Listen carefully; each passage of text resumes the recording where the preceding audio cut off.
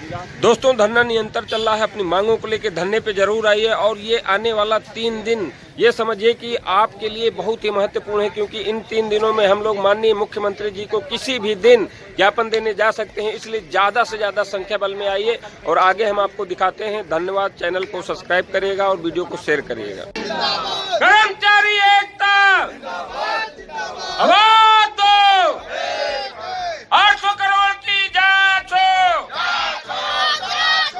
नहीं डरेंगे हुड़की से, नहीं डरेंगे हुड़की से कम थोड़ा सा उन्हीं के जीवन पे अगर प्रकाश डालते हुए देख लिया होता तो यकीन हो जाता और आप भी यकीन करते कि हाँ, वाकई में राम राज्य आ चुका है। जिस राम राज्य में एक धोबी मात्र के कहने से भगवान राम ने अपनी पत्नी को छोड़ दिया था, ये कलयुग का राम राज्य जो कि 83 दिनों का धरना हमारा पूरा है और 800 करोड़ घोटाले की जांच और 12 मांगे अपनी लिए हुए हम बैठे 83 दिनों से, ये राम राज्य है। साथियों, हम लोगों का प्रयास निरंतर जारी है, जारी रहेगा, क्योंकि विधानसभा जैसे स्थल में अगर कोई आवाज उठती है तो उसका निराकरण जरूर होता है। हमारी जायज मांगे जिसको कि विधान भवन में भी उठाया गया है, जिसको प्रजातंत्र का मंदिर की संज्ञा से नवाजा जाता है, उस मंदिर में आज से 1 महीना पहले हमारी अर्जी लग चुकी थी और हमारा मुद्दा उठ चुका था। निराकरण जरूर होगा, हर हाल में होगा, बस उस समय और उस पल का इंतजार हम लोग करके बैठे हुए हैं। साथियों, हमारी 12 मांगे जो कि सभी अगर व्यवस्थित ढंग से लगा दी जाए तो संभवतः 8 मांगों में ही लगभग सिमट जाती हैं, क्योंकि उसमें कुछ चीजें ऐसी हैं जो एक से संबंधित दूसरी है, लेकिन वो 2 जगह लिखी हुई हैं।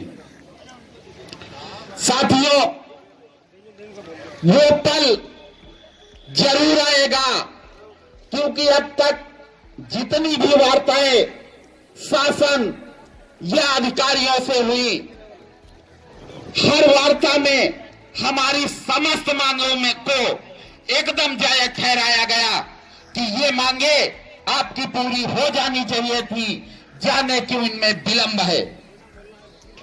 जबकि शासन के द्वारा हमको बजट पूरा मिल रहा है, लेकिन जाने वो कौन से कारण हैं जिस कारण से अधिकारी उस बजट को खर्च करते हुए डरते हैं। लेकिन 800 करोड़ हमारा सीपीएफ खाते का पैसा, जबकि उसका घोटाला किए बैठे हैं, लेकिन फिर भी किसी को जो नहीं रेंगती, चाहे वो शासन सत्ता हो चाहे हमारे अधिकारी हो, जिसको लेकर हम लोग 83 दिनों से बराबर ही अनवरत अपनी लड़ाई जारी रखे हुए हैं। साथियों, संख्या पता नहीं क्यों कम हो जाती है, तुरंत सब दिखते हैं और पल भर में गायब। जाने ऐसी कौन सी चीजें इधर उधर हैं कि हमारी समझ नहीं आता कि वो चीजें आदमी को ज्यादा अच्छी लगती हैं, इसलिए आदमी जाके वहां चिपक जाता है।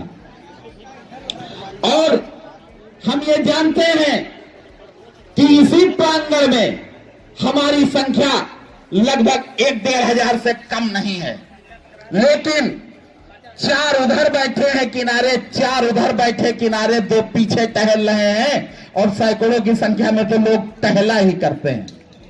तो लिहाजा इस आदत को बदलिए। अगर किसी को डर लगता है तो कब तक डरोगे? 13 साल व्यतीत हो चुका डरते डरते। जब डरा तो उस शर्त पे जाता है जब आपके लिए संघर्ष करने वाला कोई न हो, आप अपने आप को एकदम असहाय और अकेला समझें। यहां तो 5300 कर्मचारियों की फौज हमारे साथ है जो कि अपनी मांगों पे अड़ी है और शासनादेश लेकर ही हम लोग जाएंगे यहां से। इसलिए अब डरना बंद करिए।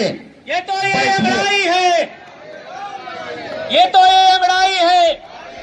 भाइयों, मेरा निवेदन है, आपका नेता, आपका अगुआ बोल रहा है तो बीच बीच बोलते रहो ताकि हौसला बढ़ता रहे। और आप लोग देखते हैं कि बोलने से ज्यादा आप लोग ज्यादा थक जाते हो। भाई थोड़ा जोश भरिए, क्योंकि ये गूंगी बहरी सरकारें हैं। क्योंकि अगर इनको सुनाई पड़ता, रावण और राम में यही फर्क था। राम राज नहीं, ये पता नहीं कौन सा राज्य है, न राम राज है न रावण राज है, ये बीच का राज्य है। अगर इनको बीच वाले क्या कम दिखाता हूँ और जिनको कम कम दिखाता हूँ वही आए सरकार। तो इसलिए इसको थोड़ा जो चिल्लाना पड़ेगा, बताना पड़ेगा, सुनेगा।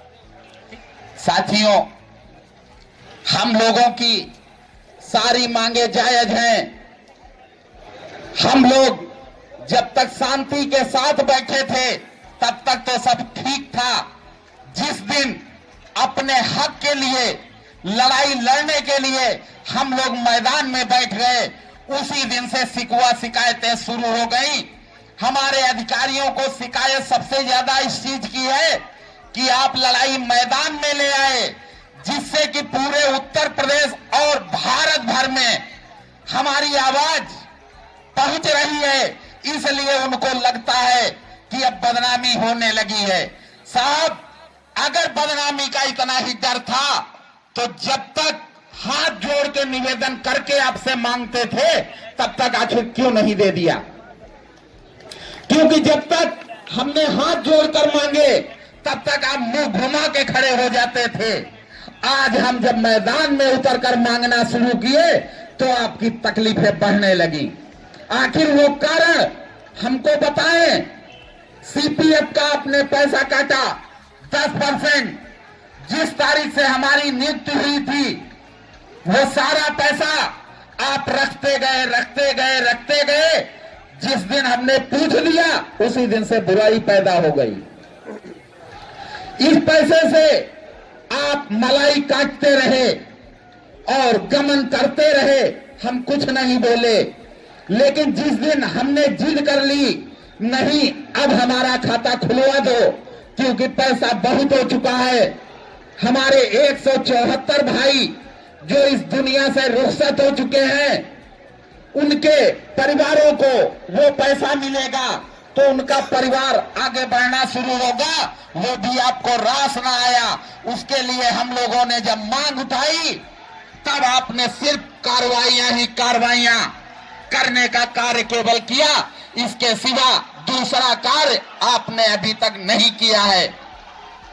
13 वर्षों से जो आप ये बराबर हमारा शोषण करते चले आ रहे हैं, ये शोषण अब हमको बर्दाश्त नहीं, क्योंकि शोषण की भी कोई सीमा होती है। इसलिए हम आपसे आज भी आग्रह ही कर रहे हैं कि अब भी वक्त है, तत्काल खाते हमारे खुलवाइए और हमारा जो भी पैसा है सारा पैसा हमारे खातों में भेजने का कार्य करें। महोदय, जो हमारा पैसा आपने काट कर रखा है उस पैसे का हिसाब भी देने से आप कतराते हैं।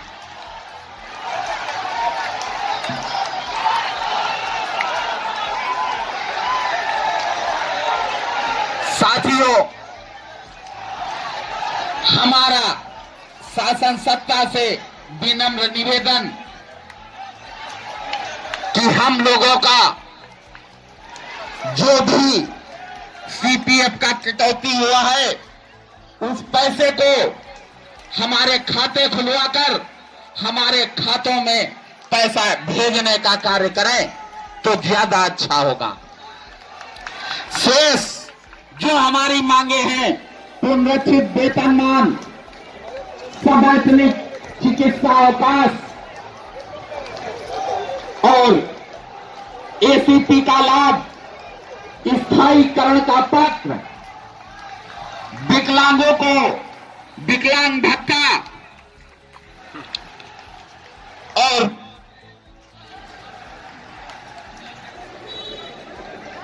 जो भी हमारी मांगे है, एसीपी का लाभ भी उसमें सम्मिलित है। सारी मांगे हमारी तत्काल पूरी कर दी जाए और हम धरना अपना खत्म कर दें, क्योंकि धरना बैठना हमारा शौक नहीं, हमारी मजबूरी है। क्योंकि हमने आपसे जब मांगा, आपसे कुछ भी हमको नहीं मिला, लेकिन बजट आपने दिया, उसके लिए हम आभारी हैं कि आपने बजट दिया। लेकिन उस बजट को जाने कौन से कारण है कि आप खर्चा करने का आदेश देना भूल गए। या तो मंशा ठीक नहीं है या हमारे अधिकारी लगाना नहीं चाहते। तो महोदय, अगर मंशा ठीक है तो हमारे अधिकारियों को निर्देशित करें कि ये पैसा जो आपने बजट के रूप में हमको दिया है, ये सारा का सारा खर्च होना चाहिए और इस वर्ष का जो पैसा है बजट का हमारे, वो वापस नहीं जाना चाहिए। उसको तत्काल में हम सबका एरियर और हमारे पुनरीक्षित वेतन 7 पे सारा का सारा दिलाने का काम करें, ताकि हम भी समझ सके कि हाँ, वाकई में राम राज्य आ गया है। साथियों, समय बहुत हो चुका है, इसलिए अब समापन की ओर भी बढ़ना है। इसलिए अभी को ये लड़ाई है, ये तानाशाही नहीं चलेगी, गुंडागर्दी नहीं चलेगी, ये अत्याचार नहीं चलेगा। नहीं ला आवाज लगाओ जोरों से, दलित बचाओ चोरों से, आवाज लगाओ जोरों से, दलित बचाओ चोरों से, निकलो करो मकानों से, रंग लड़ो बेईमानों से। कर्मचारी एकता आवाज दो, 800 करोड़ की जांच हो, नहीं डरेंगे हुड़की से, नहीं डरेंगे हुड़की से। कर्मचारी एकता, कर्मचारी एकता आवाज दो, आवाज